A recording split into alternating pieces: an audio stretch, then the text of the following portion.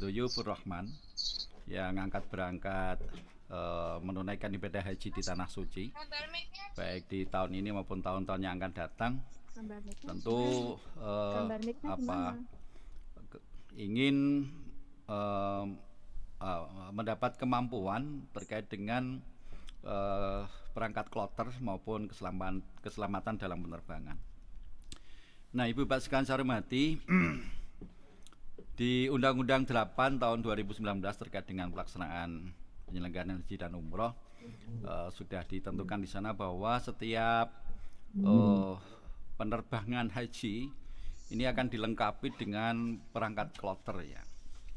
Jadi di sana disebutkan bahwa PPIH ataupun panitia pelaksanaan ibadah haji ini ada PPIH Arab Saudi ataupun yang non kloter. Terdiri dari TPHI, tim pemandu haji Indonesia, yaitu ketua kloter 1 orang, kemudian nanti didampingi oleh pembimbing ibadah haji ataupun TPIH 1 orang, kemudian didampingi lagi oleh TKHI. Ini ada 3 TKHI, 3 yang 1 adalah dokter, yang 2 adalah paramedis ataupun perawat. Kemudian di beberapa daerah ini menyesuaikan. Di DIY nanti juga akan didampingi oleh petugas haji daerah namanya. Nah, 6 orang inilah yang akan mendampingi para jamaah haji, tamu-tamu Allah yang akan melaksanakan menunaikan ibadah haji di Tanah Suci.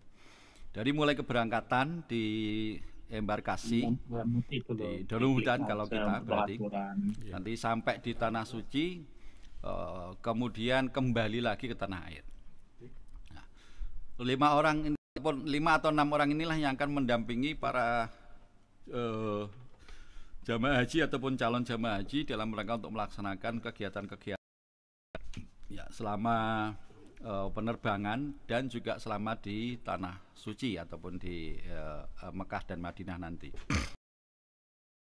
5 orang inilah yang akan bertanggung jawab kepada setiap kelompok terbang ataupun setiap penerbangan yang dilakukan oleh jamaah haji. Kalau kita di SOC itu jumlahnya ya kisaran satu pesawat itu 360 atau 365.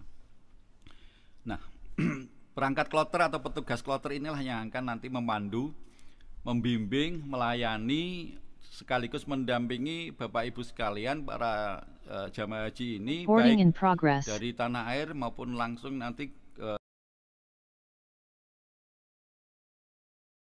maka oleh karenanya Bapak Ibu sekalian saya hormati, tentu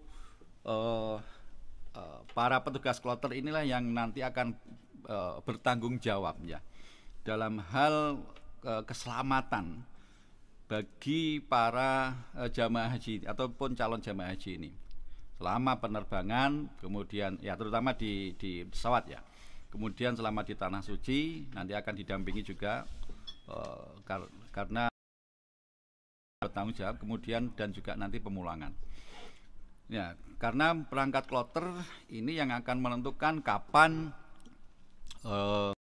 haji pada kloter ini nanti ke melaksanakan arba'in di Madinah, lalu kemudian tawaf di Tanah, kemudian kapan melaksanakan wukuf dan lain sebagainya, termasuk penempatan di hotel, akomodasi selama di Tanah Suci. Ini semuanya nanti akan berkoordinasi dengan para perangkat kloter ini.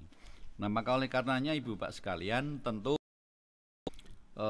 kita sebagai jamaah haji nanti akan mengikuti selama petugas-petugas ini melaksanakan tugasnya. Jadi mulai dari embarkasi di Donuhudan sampai di Tanah Suci lalu sampai pulangnya haji.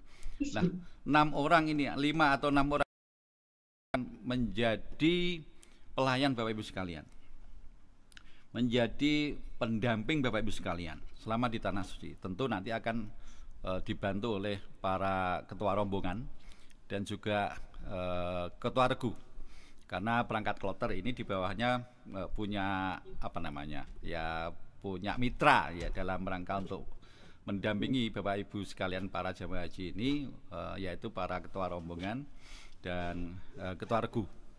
Nah, ketua rombongan nanti akan memimpin paling tidak 40 jamaah. Kemudian kalau nah, ini akan terus berkoordinasi. Ini akan terus berkomunikasi, melaksanakan tahapan demi tahapan yang nanti akan dilakukan oleh jamaah haji, baik selama di pesawat ya maupun selama melaksanakan ibadah. Nah, oleh karenanya begitu pentingnya perangkat kloter ini bagi ibu bapak sekalian, karena memang pemerintah dalam hal ini Kementerian Agama memang bertanggung jawab memberikan layanan yang terbaik bagi setiap jamaah haji yang menunaikan ibadah di tanah suci, dan terbukti memang setiap kloter nanti akan didampingi oleh para petugas-petugas yang dinamakan perangkat kloter ini. Nah, oleh karenanya tentu perangkat kloter inilah memberikan banyak informasi kepada ibu dan bapak sekalian, sekaligus pelayanan kepada ibu dan bapak sekalian, baik selama penerbangan di pesawat, lalu kemudian manasik ataupun ibadah di tanah suci di Madinah maupun di Makkah, lalu juga kepulangan nanti ke tanah air. Nah, oleh karenanya tentu para jamaah ini harus mengenal ya para perangkat kloter ini, agar nanti semua hal-hal terkait dengan kendala, kesulitan atau hal-hal yang perlu komunikasikan dengan para perangkat kloter yang ada di setiap penerbangan.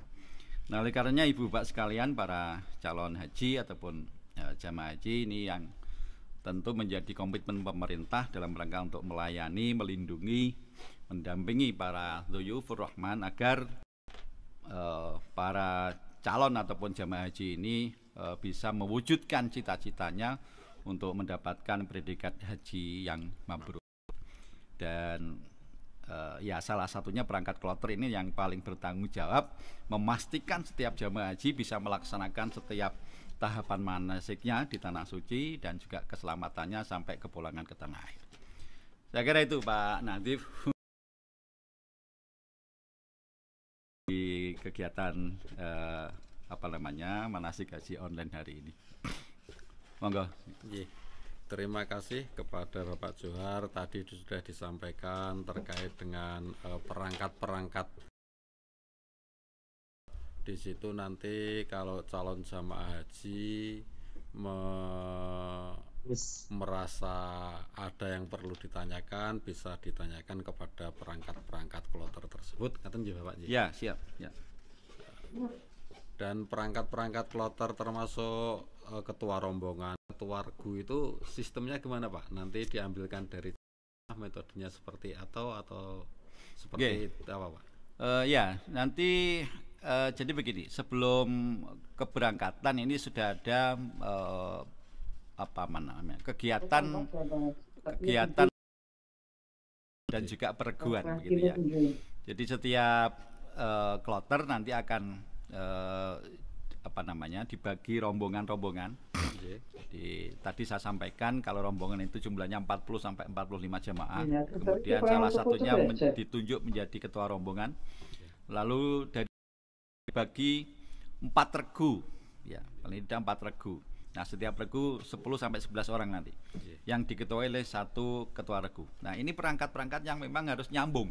Jadi koordinatornya adalah ketua kloter, nanti dibantu oleh pembimbing ibadah, lalu kemudian struktur ke bawahnya itu kepada ketua rombongan, lalu juga ketua regu, karu, karom dan karu. Nah, ini yang kemudian ya mereka ini selalu akan berkomunikasi, selalu akan berkoordinasi, baik selama di pesawat maupun nanti di tanah suci. Jadi ini yang akan nanti bertanggung jawab pada masing-masing, memastikan setiap jamaah hajinya agar bisa melaksanakan setiap tahapan manasik yang sudah ditentukan. Ketua rombongan dan juga ketua regu. Matur nuwun, sangat jelas sekali Bapak. Ya. Mungkin ada semacam pemantapan kloter atau sebelum keberangkatan itu Bapak Ibu jamaah haji 2024 ini nanti akan dikumpul kloter-kloter, didengar dan oleh dari pendengar kloter-kloter para nanti peserta sudah enggak? disampaikan akan di ketua kloter akan membentuk ketua rombongan dan ketua regu. Ya. Nanti itu bisa dimusyawarahkan di kloter tersebut, ngaten ya Bapak Nggih? Ya, ya. Jadi begini, Jogja ini kan tahun ini kemungkinan 10 kloter ya nanti, kemungkinan karena ada cadangan ya. Iya. Jadi kalau biasanya standar itu 9 kloter, tetapi tahun ini insya Allah nanti kalau cadangan itu masuk mungkin 10 kloter. Nah, setiap kloter itu tentu ada perangkatnya. Iya. Jadi tadi saya sampaikan setiap kloter ada perangkatnya, baik ketua kloter, kesehatannya, dokter dan juga perawat dan juga pembimbing daerah. Nah, ini yang nanti kemudian akan dibentuk kloter-kloter itu. Tentu pengkloteran ini atas koordinasi dari Kanwil dan juga Kemenak Kabupaten Kota, lalu juga melibatkan KBIHU ya, KBIHU. Ya, ini yang nanti akan diundang ke Kanwil untuk membuat kloter-kloter ini. Kloter-kloter ini tentu karena di kabupaten kota ini jamaahnya tidak sama, nah maka kemudian sangat mungkin, dan ini sudah sering terjadi penggabungan. Oh iya, Penggabungan antara Kabupaten Sleman, antara kota, kemudian Gunung Kidul atau Kulon Progo yang mungkin tidak ada satu kloter, tentu nanti akan ada penggabungan seperti ini. Nah, tentu ini akan sudah diatur oleh kita semuanya maupun Kemenak dan melibatkan KPHU untuk membuat kloter-kloter ini. Nah, sehingga penentuan jamaah Kabupaten A di kloter mana nanti akan disepakati bersama-sama. Nah, sekali lagi kalau sudah terbentuk kloter-kloter itu lalu kemudian kita masukkan perangkat kloter tadi. Ya, baik ketua kloter maupun dan sebagainya berikut setiap jamaah ada ketua rombongan dan juga ketua regunya. Harus seperti itu. Nah, sehingga setiap kloter nanti para petugas yang dinamakan perangkat kloter ini.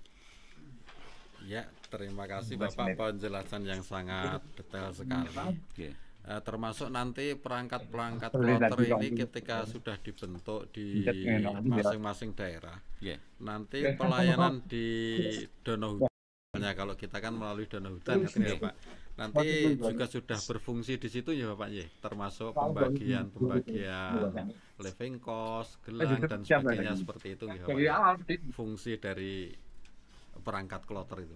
Iya, jadi para calon jamaah haji nanti akan ketemu perangkat kloter ini di Dono Hutan.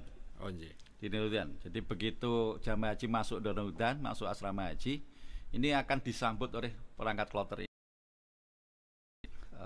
Misalnya hari tertentu ya, hari Selasa misalnya. Nah, nanti masuk di sana karena perangkat kloter ini sehari sebelumnya sudah harus di Dono Hutan, di asrama haji. Nah, sehari itu kemudian koordinasi, lalu kemudian besoknya ketika kloter tertentu ini masuk asrama haji, para perangkat kloter ini sudah menunggu di sana untuk menyambut jamaah haji. Nah, selama kurang lebih 24 jam di asrama haji ini sudah dilayani oleh perangkat,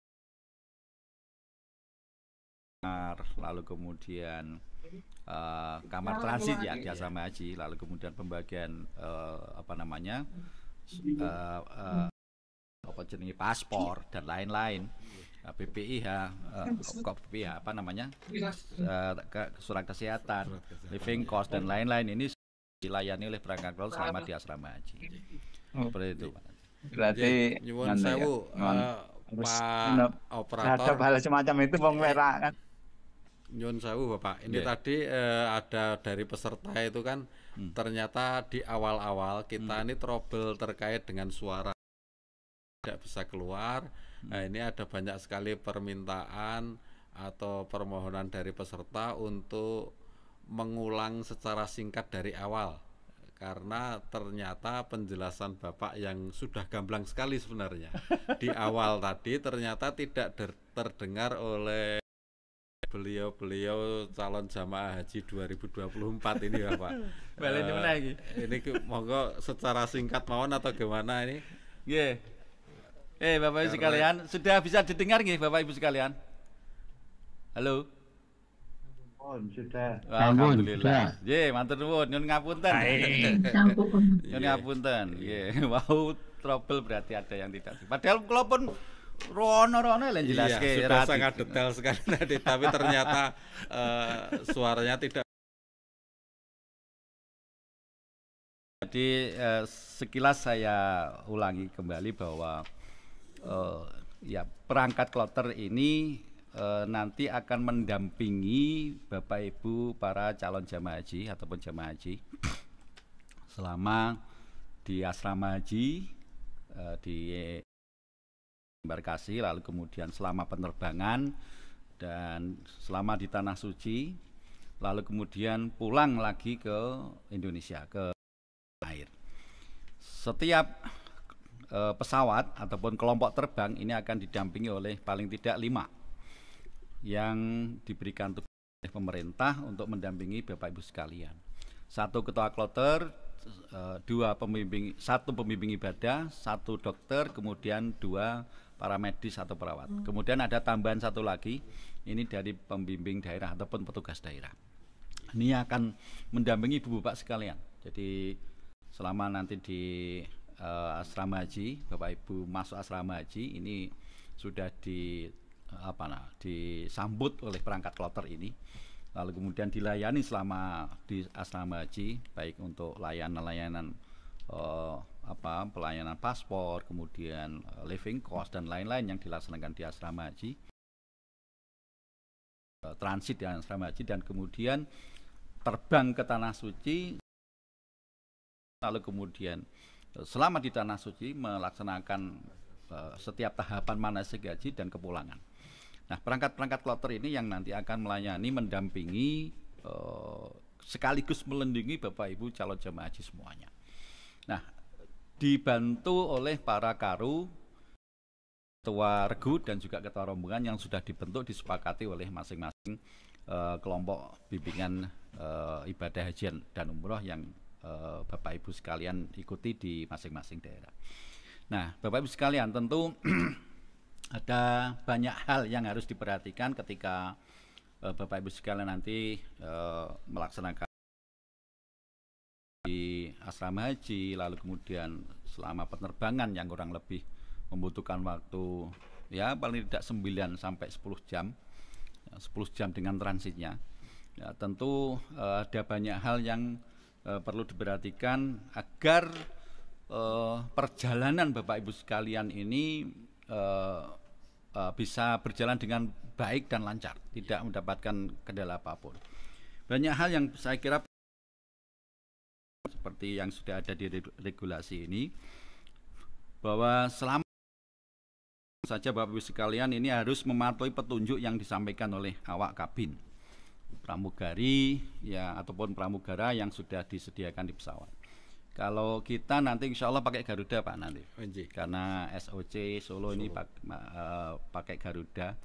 Kalau di embarkasi yang besar seperti Jakarta, Surabaya, lalu kemudian Makassar, lalu Medan kalau nggak salah, Kuala Namu ini ada yang pakai Saudi ya. Tetapi insya Allah kalau Solo pakainya Garuda, maka Bapak Ibu sekalian ya selama nanti di pesawat mohon mematuhi setiap petunjuk yang disampaikan oleh awak kabin, baik pramugari maupun pramugara yang ataupun petugas.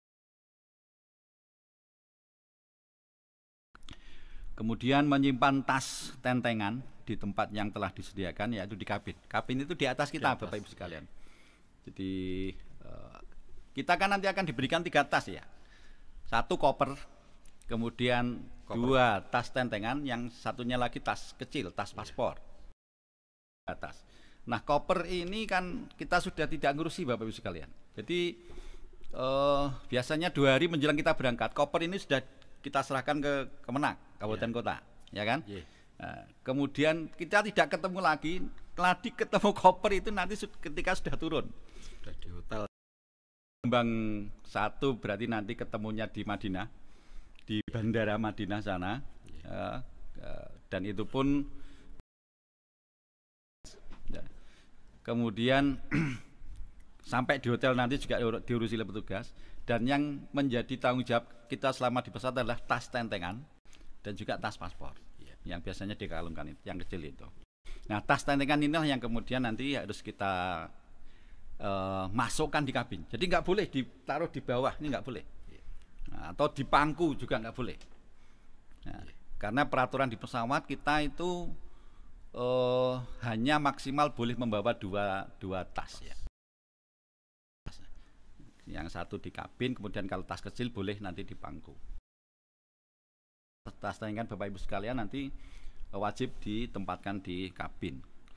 Kemudian yang ketiga untuk keselamatan penerbangan ini adalah menggunakan sabuk pengaman. Baik dalam terutama ketika kita duduk ya. Terutama ketika kita duduk. Kecuali kalau Bapak Ibu nanti ke toilet ya tentu nanti akan dilepas dan kemudian ke toilet, lalu kemudian kalau duduk lagi ataupun posisi tidur sabuk pengaman ini agar dikenakan.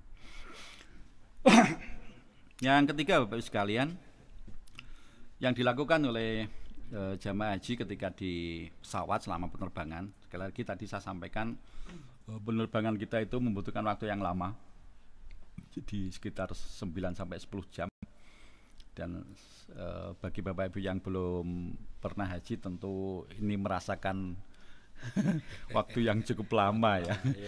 Cukup lama. Jadi 9 jam itu lama itu. Saya pun yang sudah berulang kali ke sana juga merasakan tekan-tekan ya. Dan seperti itu. Jadi lama. Maka para jamaah sekalian disarankan dalam ketika penerbangan itu adalah memperbanyak zikir, banyak doa, tentu dengan buku doa dan zikir yang sudah dibagikan oleh Bapak Ibu sekalian. Ini dibaca, kemudian mungkin membaca Al-Quran, dan bisa dilakukan selama penerbangan. Ya tentu tidak selama penerbangan ya, tentu tidak selama 9 atau 10 jam itu di sela-sela tidak istirahat, tidak sare, ini bisa memperbanyak doa dan zikir itu. Kemudian memperhatikan tata cara menggunakan toilet. Bapak Ibu sekalian, tentu toilet di pesawat itu ya tidak sama dengan toilet kita. Ada di saya sudah pernah menjadi ketua kloter. Saya sudah pernah mendampingi jamaah haji, dan ya waktu itu memang kita betul-betul all out dalam melayani jamaah haji ini, karena ya sekali lagi toilet di pesawat itu tidak sama dengan toilet kita yang ada di rumah. Kejadian-kejadian yang tidak seharusnya itu juga masih saja terjadi. Nah, ini saya berpesan betul kepada Bapak Ibu sekalian para calon jamaah haji agar betul-betul diperhatikan. Kalau tidak tahu malah takon mawon. Jadi atau minta bantuan perangkat kloter, minta bantuan ketua kloter, minta bantuan pramugari, sehingga biar nanti semuanya lancar. Karena pengalaman kami Pak Nadif, jadi selama 9-10 jam itu toilet pesawat itu tidak pernah istirahat. Laris ya Pak. Antri yang mau menggunakan toilet itu. Nah, kadang-kadang ada juga yang belum paham terkait dengan penggunaan toilet, maka ini yang harus jangan malu-malu Bapak Ibu sekalian untuk tanya. Wes pokoknya jangan malu tanya. Jadi caranya buka pintu pesawat, pintu toilet pesawat seperti apa, caranya nutup seperti apa, itu nanti akan di bimbingan manasik saya kira nanti perlu disampaikan. Nah, sehingga sekali lagi Bapak Ibu sekalian silakan nanti tanya atau meminta pendampingan para petugas. Insya Allah petugas akan setia mendampingi Bapak Ibu sekalian selama nanti perjalanan. Nah, karena memang sekali lagi beda, jadi toilet di pesawat itu beda dengan toilet kita. Itu hanya cara membuka pintu yang bisa masuk tapi nggak bisa keluar Pak nanti. Dodok-dodok kan jero, nggak bisa keluar lah. Ini makanya harus Tanya, jangan malu-malu untuk bertanya sehingga nanti antrian ya yang ke toilet itu bisa lancar. Lalu Ibu Bapak sekalian, toilet pesawat itu seperti toilet kita ataupun apa namanya ember misalnya untuk tampungan air nggak ada. Yang ada hanya kran pun apa namanya milinya ki apa bahasa Indonesia Ngalirnya Pak. ngalirnya itu secara otomatis ya dipencet itu hanya ngalir berapa detik cus gitu aja. Nah sehingga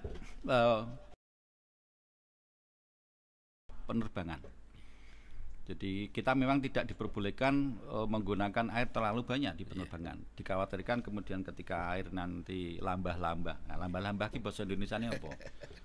Apa ki? Lambah-lambah ki. Wis pokoke ngono kuwi lah. Tapi anu ya Pak ya, walaupun sedikit dengan teknologi sekarang pasti bersih gitu. Iya insya Allah ya. Jangan khawatir gitu. Jadi Pak, ya. begitu. Di toilet pesawat disediakan tisu ya. Iya. Jadi disediakan tisu untuk cebok, untuk apapun nanti. Nah ini yang harus dilakukan. Jadi tidak rasa golek gayung Bapak Ibu sekalian. Nggak ada gayung di sana di toilet pesawat, nggak ada gayung. Jadi harus betul-betul ngirit. Nah itu kita harus tahu bagaimana cara menggunakan toilet di pesawat itu, termasuk cara menggelontor. Ya ketika kita mungkin buang air kecil, buang air besar, bagaimana cara menggelontornya itu ada. Nanti tanya saja pada petugas.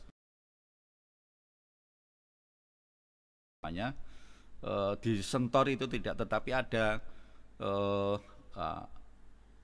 di klosetnya itu ada tulisan di atasnya itu apa kayak Pak? Tap gitu. Nah, ya untuk apa namanya? Untuk menekan itu. Ya.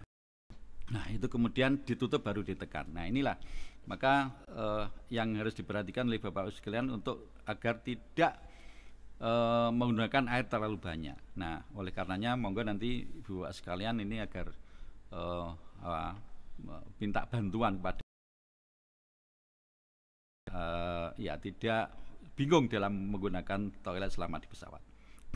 Ada tulisan flush kalau tidak salah itu. Kalau enggak push flush ya di atas toiletnya itu, di atas WC-nya itu. Nah, itu yang ditekan untuk apa namanya agar membersihkan klosetnya. Tapi pasti banyak petunjuk-petunjuknya Pak. Jangan ada khawatir, ya, ada petunjuknya.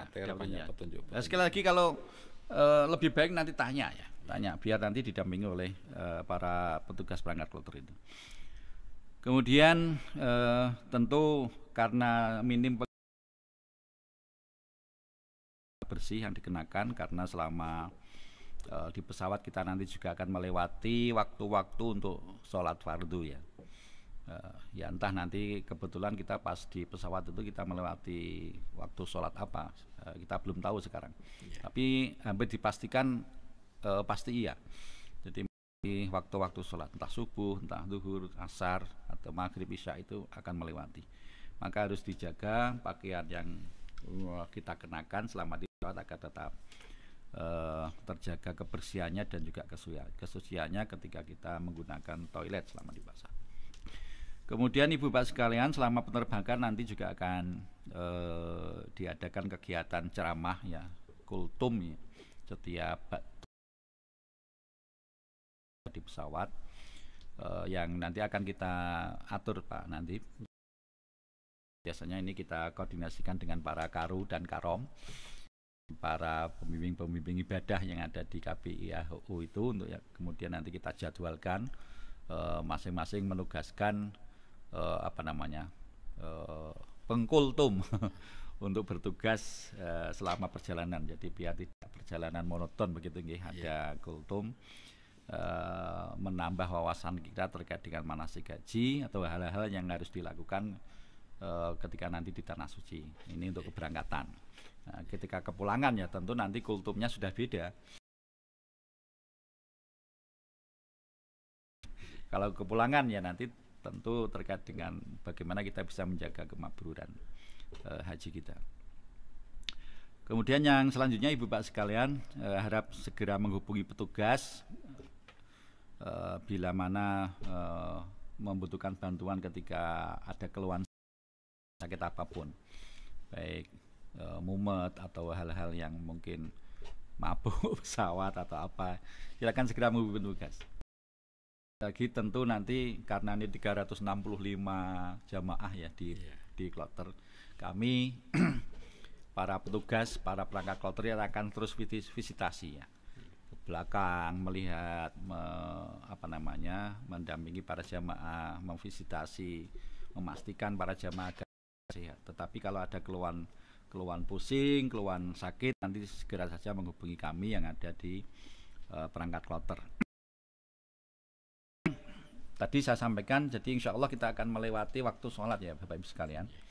Jadi kalau nanti kita melewati waktu sholat ya kita akan sholat di atas pesawat, dan karena sholatnya di pesawat maka tadi karena tidak ada air kita bersuci dengan melalui tayamum, dan ini nanti akan juga dipandu oleh para pembimbing perangkat kloter, pembimbing ibadah bertayamum, bersuci di pesawat setiap kita akan melaksanakan sholat.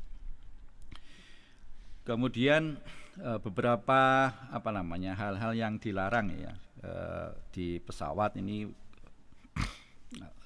antara lain adalah membuat kegaduhan, berjalan, hilir mudik, ya kecuali ada keperluannya. Jadi mohon Bapak Ibu sekalian, karena di pesawat ini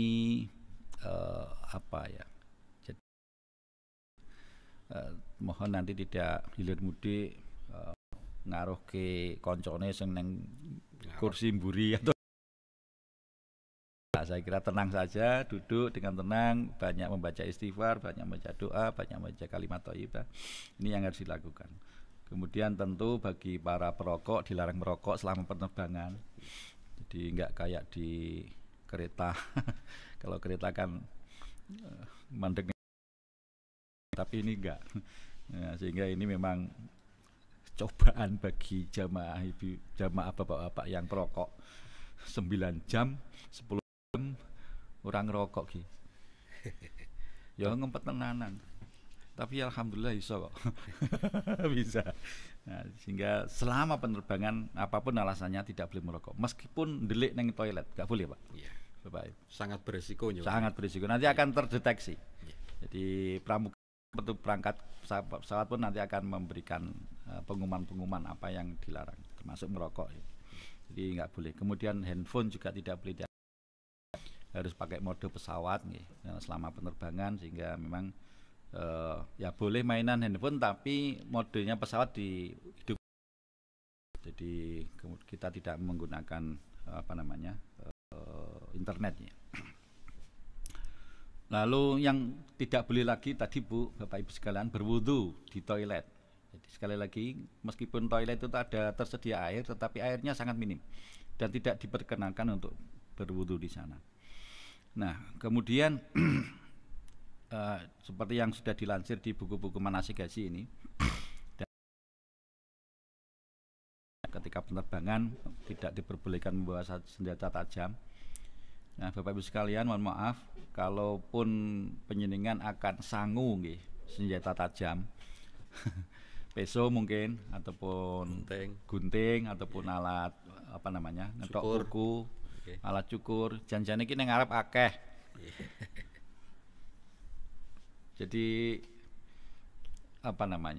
alat-alat yang seperti itu banyak di sana Bapak Ibu sekalian. Jadi nggak usah khawatir, nggak ada di sana. Tapi kalaupun penjenengan kok terpaksa membawa alat-alat seperti itu, mohon dibawa di koper. Ya, bukan tas nenteng, di koper. Insya Allah kalau koper aman. Cuman kalau di tas nenteng dipastikan akan dirazia karena kita harus screening itu, dan maka akan terdeteksi membawa barang-barang yang berbau besi itu akan terkena. Kemudian juga disarankan agar tidak membawa perhiasan dan uang yang berlebihan, secukupnya saja. Ya, living cost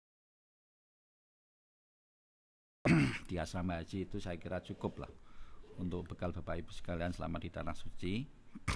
Cukup dalam artian ya enggak asal tidak banyak belanja. Insya Allah cukup living cost itu. maka mohon tidak membawa perhiasan dan uang secara berlebihan. Kemudian juga dilarang untuk membawa barang-barang yang mudah terbakar. Ya termasuk di dalamnya ya korek api ya. Korek api bagi Bapak Ibu atau bapak-bapak yang perokok, ini biasanya bawa rokok, bawa korek, ini juga dilarang dibawa.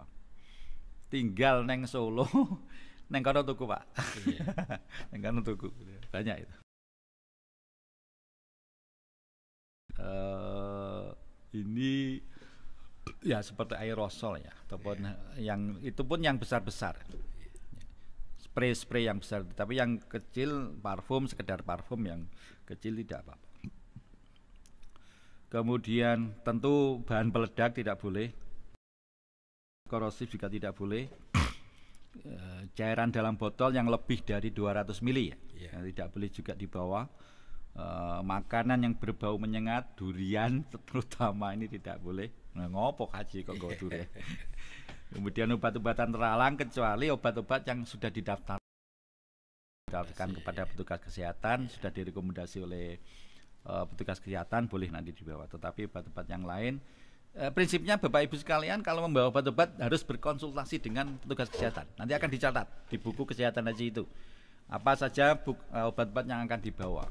Karena mungkin ada Bapak Ibu jamaah haji atau penjalan jamaah haji yang memang harus mengonsumsi obat tertentu ya, maka harus bawa obat, boleh, tetapi harus didaftarkan, dilaporkan kepada petugas kesehatan dan nanti akan dicatat di itu. Inilah yang nanti akan diperbolehkan ketika di pesawat. Kemudian hal-hal yang lain yang memang menjadi larangan ya ketika penerbangan. Nah, inilah Bapak Ibu sekalian, maka kelancaran penerbangan ini tergantung kita semuanya. Peraturan dalam penerbangan. Jadi tadi hal yang saya sampaikan tadi, insya Allah ya semua nanti akan bisa berjalan dengan baik dan lancar ya, meskipun tadi 9 sampai 10 jam ya, nanti insya Allah kita akan berjalan dengan baik selama penerbangan, dan pesawat yang membawa kita ya diberikan kelancaran, diberikan keselamatan. Kira itu Pak Nadib. Ya. Terima kasih Pak, sangat detail sekali tadi disampaikan terkait dengan perangkat kloter dan keselamatan penerbangan. Bapak Ibu sekalian, saya mohon untuk larangan-larangan penerbangan ini benar-benar ditaati ya Bapak, karena nanti resikonya ketika di X-ray dan ada barang-barang yang sudah disampaikan tadi kok dibawa, nanti malah bongkar sama petugas penerbangan, bisa jadi amburadul, kan secukupnya, nanti bisa-bisa barang Bapak Ibu malah ikut nggak terbawa nanti. Ya, terutama pulangnya Pak nanti. Di selalu saya masih menemui ya, Bapak Ibu jamaah haji ini yang non saya memaksakan kehendak untuk membawa barang-barang yang dilarang tadi. Terutama yang di tas tenteng itu. Untuk kepentingan minum saya kira tidak apa-apa ya, tapi kalau kemudian membawa terlalu banyak, ini pasti akan nanti terdeteksi oleh petugas imigrasi yang ada di bandara baik Madinah maupun King Abdul Aziz, di Amman Madinah maupun King Abdul Aziz. Maka oleh karenanya ya pulangnya ini yang seringkali banyak jamaah haji ini kemudian terdeteksi di X-ray itu, lalu kemudian ya barang-barangnya di tas tenteng yang sudah ditata rapi itu lalu diudal-udal tadi, diudal-udal oleh petugas yang di sana, karena ada sesuatu selama penerbangan. Rugi sendiri ya. Rugi sendiri, maka kemudian betul saya berpesan tentu beda lah dengan yang lain, maka ini harus kita jaga betul kebaikan, keramahan jamaah haji Jogja ini agar supaya nanti semuanya berjalan dengan baik dan lancar. Karena masih sering saya temui, kami menemui hal-hal seperti itu, meskipun sudah dihimbau di awal ketika mau ada kepulangan jamaah sudah kita himbau dilarang membawa jam-jam dan lain-lain karena setiap jamaah haji akan sudah mendapat, tetapi masih nekat saja. Dan ya sekali lagi barang-barang yang tadi saya sebutkan agar tidak dibawa di tas tenteng Bapak Ibu sekalian. Saya yakin tas tenteng yang dibawa itu nanti pulangnya akan gemuk menjadi tas tontong. Jadi berangkatnya tas tenteng, tas tontong. Jadi 1 jam sendiri itu menata di kabin itu. Ya, kalau berangkatnya mungkin setengah jam selesai, tapi kan belum rampung noto tas tontong di kabin, karena ketika berangkatnya sedeng dileboi kabin, bali ini kira sedeng. Sudah ada peraturan tas tenteng itu paling berat itu 7 kg. 7 kg. Nah, sehingga ini juga harus diperhatikan.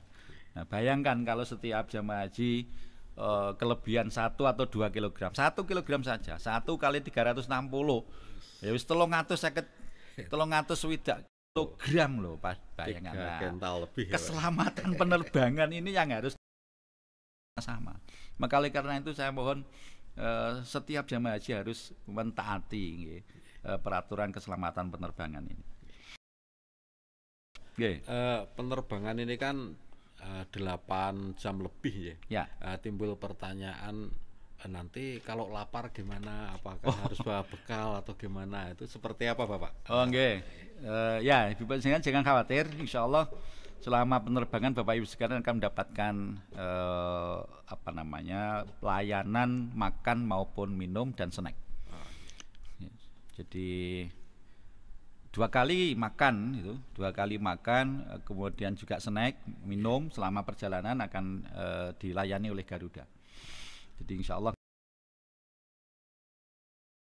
rasa sanggup, rasa sanggup. Jadi insya Allah bahkan nggak habis kadang-kadang itu. Kalau misalnya minta kopi susu gitu ada aja Pak? Ada. Ya? Kalau dulu ada, kalau dulu coba nanti menyesuaikan dengan Garuda yang sekarang, karena memang dulu itu lengkap nanti. Ya, jus itu semuanya ada ya. Tapi paling tidak air mineral itu ada. Ya, sehingga nanti akan menyesuaikan dengan layanan yang ada di Garuda seperti apa. Jadi bapak ibu jamaah ini tidak perlu khawatir terkait minum dan makannya karena nanti sudah disediakan minuman panas maupun minuman dingin ada ya. Mungkin saatnya ada pertanyaan Mas Aki, tolong ditampilkan. Ini power bank Bapak. Apa di pesawat kapasitas berapa, dibatasi atau memang tidak boleh, seperti apa Bapak? Kalau dari Pak Anies.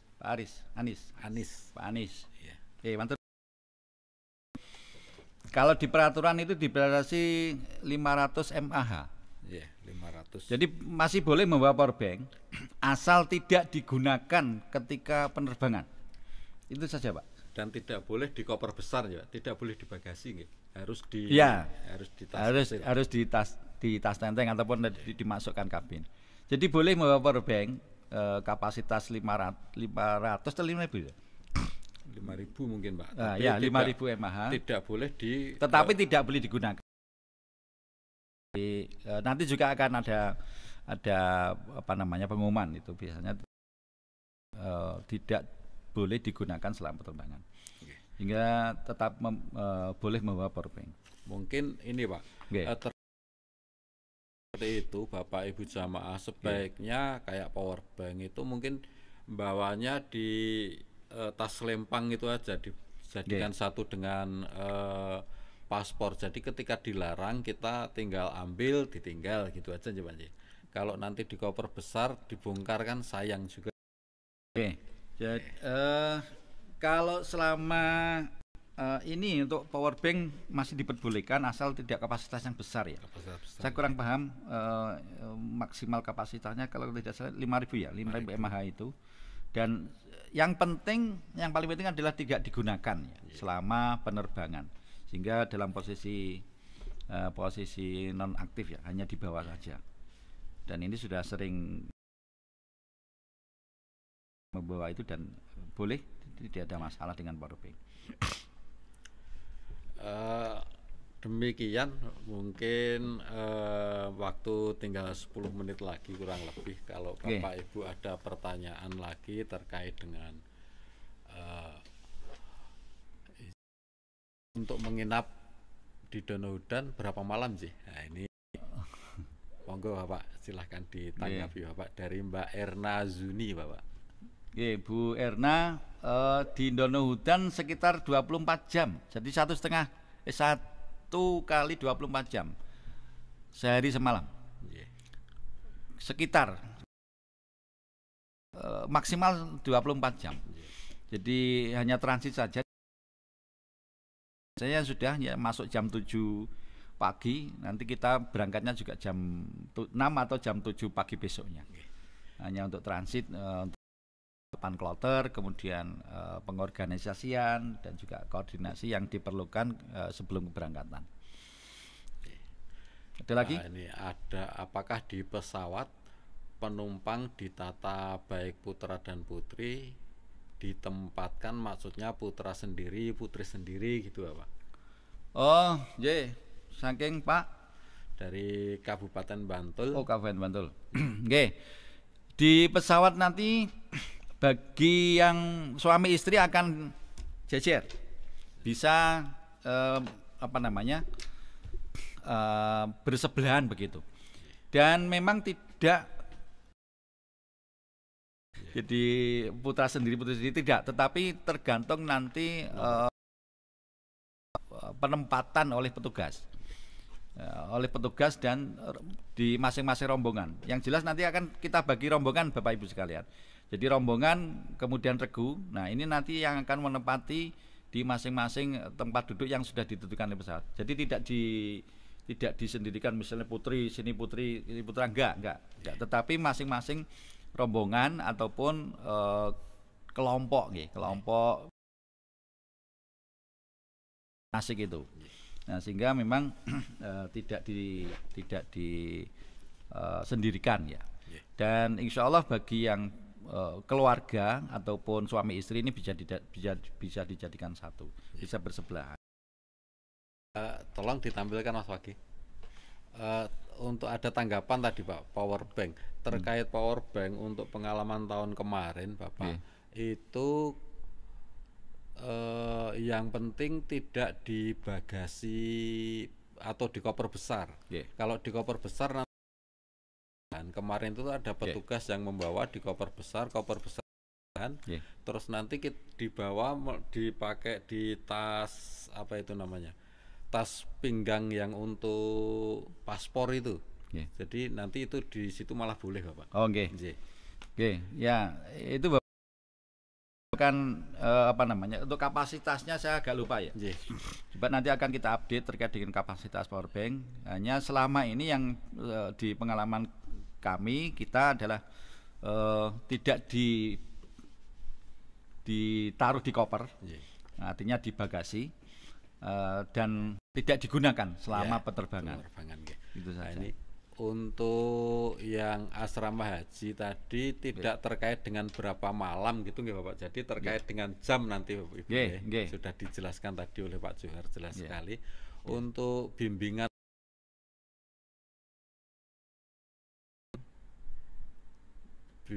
untuk bimbingan mandiri, apakah turun sedikit lagi? Apakah ada manasik offline? Nah, ini yang di KWA itu Bapak ada berarti. Bapak sekalian, jadi semua jamaah haji nanti akan mendapatkan fasilitas manasik haji dari KUA maupun Kan Kemenak. Sekarang berapa ya? 2 kali Bapak. 2 kali. Untuk Kan Kemenak. 2 kali Kan Kemenak terus KUA? KUA dulu 7 kali. 7 kali. Ya. 7 kali. Jadi akan mendapatkan fasilitas itu. Semuanya nanti setelah ditentukan keberangkatan pasti akan diberangkatkan dengan manasik offline di daerah masing-masing. Ini free. Jadi ini merupakan layanan dari pemerintah yang akan diberikan kepada setiap calon jamaah haji. Sehingga tidak usah khawatir Bapak sekalian, baik yang mandiri maupun yang KBIHU nanti akan mendapatkan sama haknya untuk mendapatkan bimbingan manasik. Ya, saya kira sangat jelas sekali. Jadi tidak usah mandiri tetap akan mendapatkan fasilitas bimbingan manasik.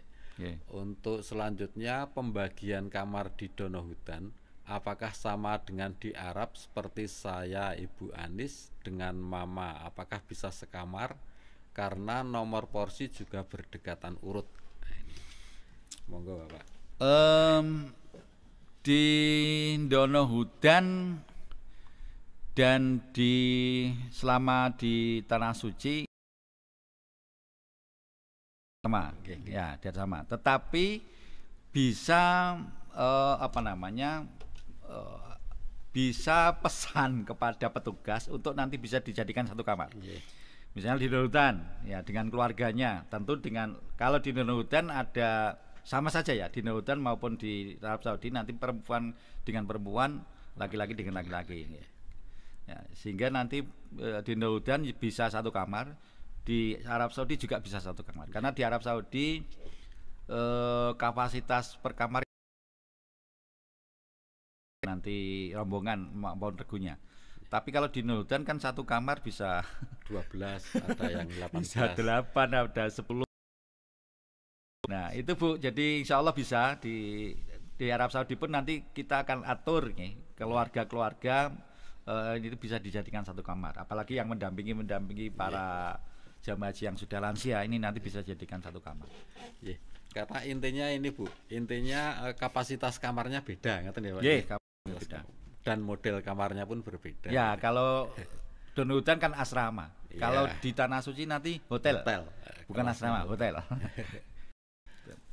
Tayangkan lagi. Masih ada? Cukup. Oke, saya kira itu Bapak Ibu sekalian. Jadi saya tambahkan informasi kepada Bapak Ibu sekalian.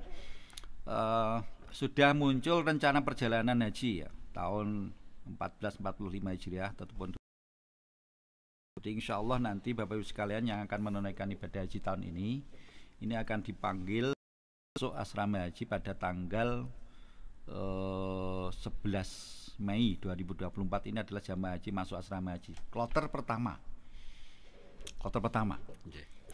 Nah, Jogja ini biasanya di kloter pertama. Kalau masuk gelombang pertama akhir atau gelombang kedua awal. Nah, sekitar 38, 37, mulai 35. Nah, sehingga kalau kita mengambil 11 Mei ini, kalau setiap hari 4 kloter, 4 kali kalau 40 berarti 4 kali 10, berarti sekitar tanggal 20-an Mei. Ini insya Allah sekitar loh Bapak Ibu sekalian, belum bisa menentukan.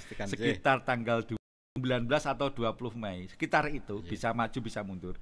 Ini jamaah haji Kulon Progo, jamaah haji DIY ini dipanggil masuk asrama haji sekitar tanggal itu, entah 18, 19 atau 20 atau sekitar itu. Nah, sehingga nanti monggo bersiap-siap bagi yang sudah ditentukan kloternya nanti di haji DIY nanti sudah masuk asrama haji.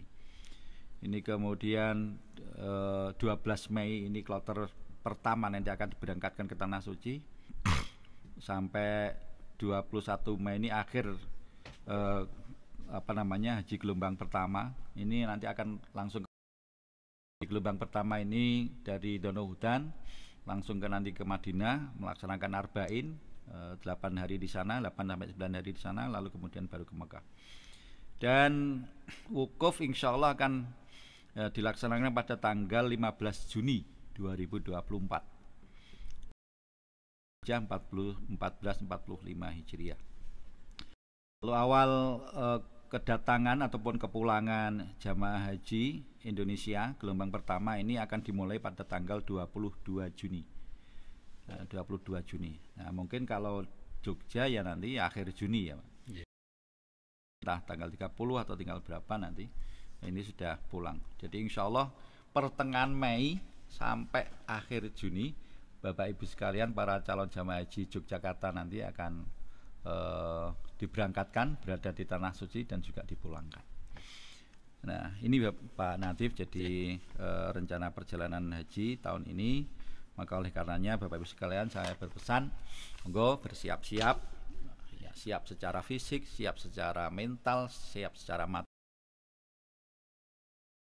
akan haji tahun ini. Dan insya Allah kalau pada saatnya nanti kita sudah akan diberikan kesempatan untuk melunasi, tentu kan tahapannya harus istiqoah kesehatan, secara kesehatan, pemeriksaan kesehatan, kemudian berhak melunasi dan insya Allah akan diberangkatkan. Saya berdoa, kita semuanya berdoa semoga perjalanan haji Bapak Ibu sekalian mendapatkan keselamatan, kelancaran dan kemudahan selama di tanah suci, dan kondur mendapatkan. Saya kira itu Pak Nadif. Kita ucapkan sangat terima kasih kepada Bapak Kiai Haji Johar Mustafa yang telah memberikan begitu jelas dan sangat gamblang terkait dengan perangkat kloter dan keselamatan penerbangan.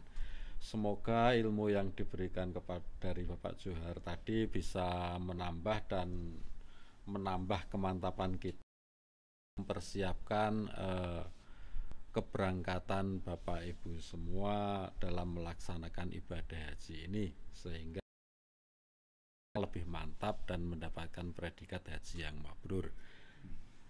Selanjutnya kami dari bidang penyelenggaraan haji dan umroh kantor wilayah Kementerian Agama Daerah Istimewa Yogyakarta, apabila dalam mengantarkan acara pada siang hari ini banyak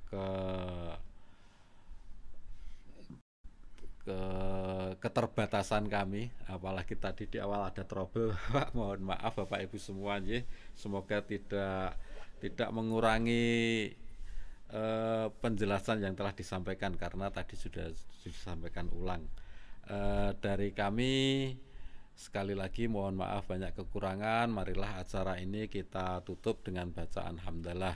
Alhamdulillahirabbil alamin. Assalamualaikum warahmatullahi wabarakatuh. Waalaikumsalam warahmatullahi wabarakatuh. Wah, ya dong iki lah